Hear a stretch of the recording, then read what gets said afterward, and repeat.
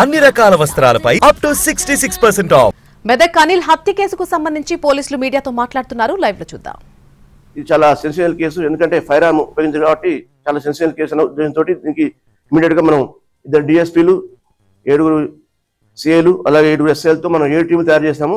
దాంతోపాటు ఎస్ఎస్పీ గారు కూడా దాన్ని మానిటర్ చేశారు. మేము కూడా మానిటర్ చేసుకుంటా 7 టీములు తయారు చేసాము.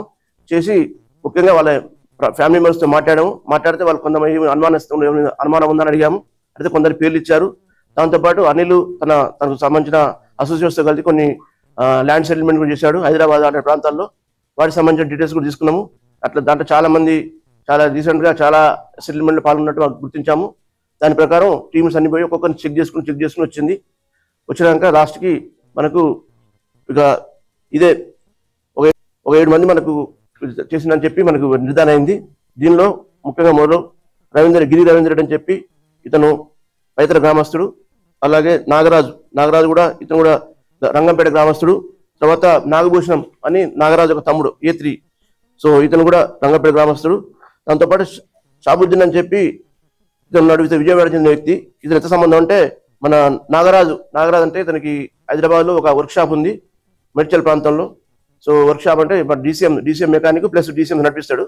సో అక్కడ మెకానిక్ వర్క్ షాప్ ఉంది. ఆ మెకానిక్ వర్క్ షాప్ లో ఈ షాబుద్దీన్ పనిచేస్తాడు, విజయవాడ చెందిన వ్యక్తి. దాంతోపాటు ఫరీద్ అనే వ్యక్తి ఉన్నాడు. ఆయన కూడా అక్కడ షాప్ లో పనిచేస్తాడు, గ్యారేజ్ లో. ఈయన కూడా రంగంపేట వాస్తవుడే. సో ఇతను ఉన్నాడు. దాని తర్వాత విజయవాడ చెందిన ఈయన షాబుద్దీన్ ఫ్రెండ్. షాబుద్దీన్ విజయవాడే, చిన్నది విజయవాడే. దీని తర్వాత తలారి అశోక్ అని చెప్పి ఇతను టెక్మల్ గ్రామస్తుడు. సో ఇతను 7 మంది ఉన్నారు.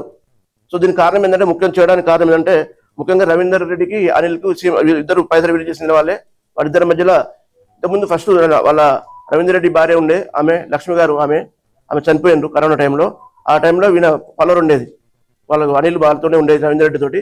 కానీ రాను ఇద్దరి మధ్యలో అభిప్రాయ భేదాలు వచ్చే క్రమంలో సో ఒక పెట్రోల్ బంక్ ఉన్న ఇద్దరు కామన్ గా, పెట్రోల్ బంక్ ఇతనిది అనిల్ది ప్లస్ ల్యాండ్ అతను రవీందర్ రెడ్డి. సో ఇద్దరుగా చేస్తున్నారు. రాను దాని గురించి ఇద్దరికి వివాదం ఏర్పడింది.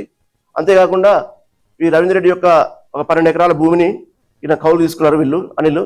తీసుకొని రాను కట్టుకుంటూ ఉన్నారు. కానీ లాస్ట్కి వచ్చే వరకల్లా నేను కట్టనని చెప్పాడు. ప్లస్ వేరే వాళ్ళకు కూడా తీసుకొని అని చెప్పి అడ్డుకున్నాడు. అదొక కారణము. దాంతోపాటు ఈ రంగంపేట గ్రామంలో రవీందర్ రెడ్డి 3.5 ఎకర్స్ ఇవి ప్లాట్స్ చేశాడు. ప్లాట్ చేస్తే అతను దాన్ని కూడా అనిల్ అమ్మనీయకుండా అడ్డుకున్నాడు. వచ్చే వాళ్ళని కూడా బెదిరించి అమ్ముకున్నాడు. దాంతోపాటు రవీందర్ రెడ్డి గురించి ఊర్లో ఆయనకు ఇవి అక్రమ సంబంధాలు అని చెప్పి ఊర్లో ప్రచారం చేస్తుందని చెప్పి కూడా ఆయన మీద కోపం ఉంది. అది అట్లా నడుస్తున్నది. అది రవీందర్ రెడ్డికి ఆయన మధ్య సంబంధం. A2 ఉన్నాడు. A2కు అనేది కూడా ఇద్దరి మధ్య కూడా వైరం ఉంది. సో A2 నాగరాజు, ఈయన రంగంపేట చెందిన వ్యక్తి. ఈయన ఇంతకుముందు 2014 to 19 వార్డ్ మెంబర్ కూడా చేశాడు రంగంపేటలో. చేసిన తర్వాత వీళ్ళు ఫస్ట్ లో మన అనిల్ ఇద్దరు కూడా బాగా క్లోజ్ ఉండేవాళ్ళు. నాగరాజు రాను వీళ్ళు కూడా ఇప్పుడు నాగరాజు అనే అతను ఇప్పుడు రవీందర్ రెడ్డి దగ్గర ఉంటున్నాడు. సో అట్లా ఆయన కూడా శత్రువు అయిపోయి ఆయన కూడా ఇబ్బంది కలిగించాడు. దాంతోపాటు ఈ మధ్య కాలంలో నాగరాజు ఊరికి వచ్చి సర్పంచ్ పోటీ చేయాలనుకుంటున్నాడు. ఈ విషయాన్ని అనిల్ చెప్తే అనిల్ అంతా నవ్వి నువ్వే చేస్తావు అని చెప్పి బాగా హైలన్గా మాట్లాడాడు అందరి ముందర. దాంతోపాటు మాట్లాడి నేను ఎట్లా చేస్తూ చూస్తాను, నువ్వు ఎట్లా పోటీ చేస్తూ చూస్తా అని బెదిరించాడు. అదొక కారణం ఉంది.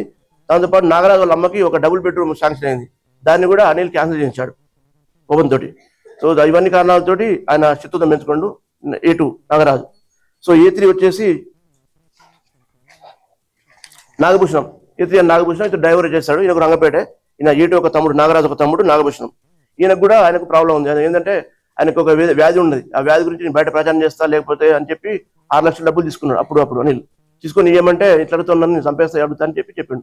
సో ఇప్పుడు A1, A2, A3 ముగ్గురికి మన అనిల్ పైన విద్వేషం ఉన్నది.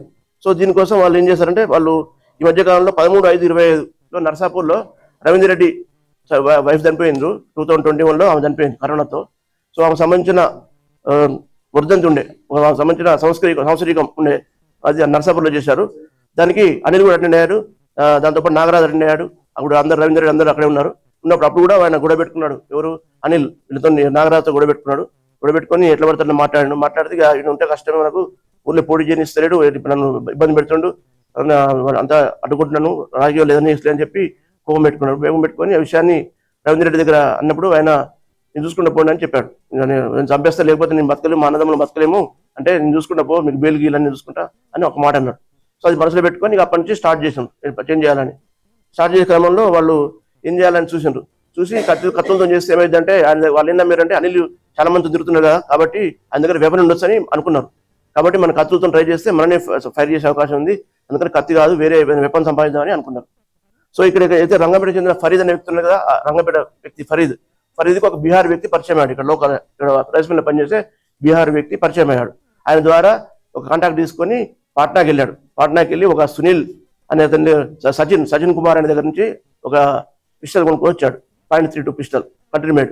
అది కూడా ఎక్కడ పోయాడు, పాట్నాకు పోయి పాట్నాలో ఫ్లైట్ పోయాడు. దానికి సంబంధించి ఆధారం మనకున్నాయి. ఫ్లైట్ దిగి అక్కడి నుంచి 150 కిలోమీటర్లు పోయాడు సోనాగంజ్ అనే ప్రాంతానికి, లాస్ట్ ప్రాంతానికి వెళ్ళిపోయాడు.